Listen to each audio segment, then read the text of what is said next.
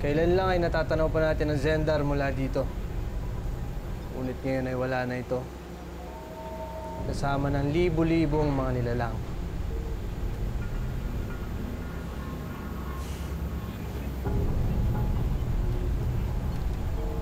Kailan ba matatapos ang digmaang ito? Ilang mga buhay pa ba ang kailangang ibuwis? Ilang mga bata pa ba ang mahuulila? Kailan titigil ang mga kuma? Kapag wala nang natira sa kalawakan, kundi abo, sa bawat planetang sinasakop nila, mas lalong lumalakas sa kanilang puwersa at tayo, humihina. Kaya pa ba natin ang labang ito, Commander?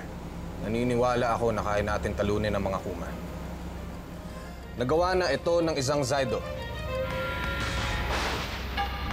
Isang pulis pangkalawakan na may angking pambihirang lakas at galing. Siya ang tanging nakagapi kay Kuma Liar. Pinutol niya ang uli nito at hanggang ngayon ay sinasabing hinahanap pa rin ni Liar ang katawan niya.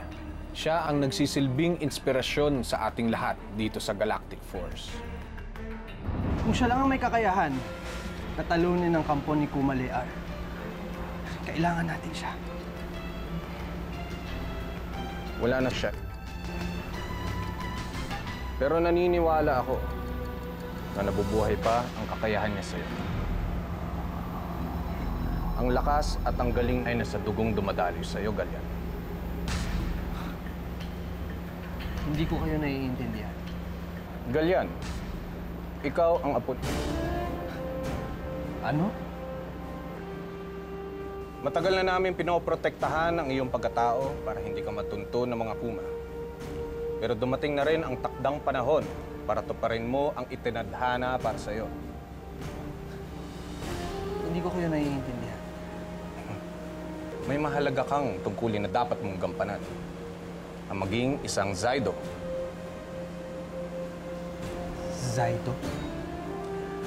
Ang pinakamataas na uri ng pulis pangkalawakan.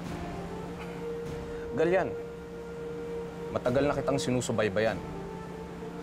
At napatunayan mo na kaya mong gampanan ang maging isang Zydo.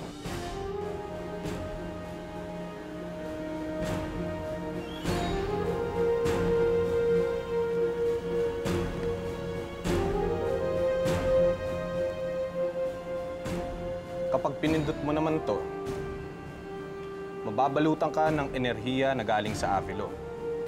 At magiging malakas at magaling kang mandirigmang pangkalawakan.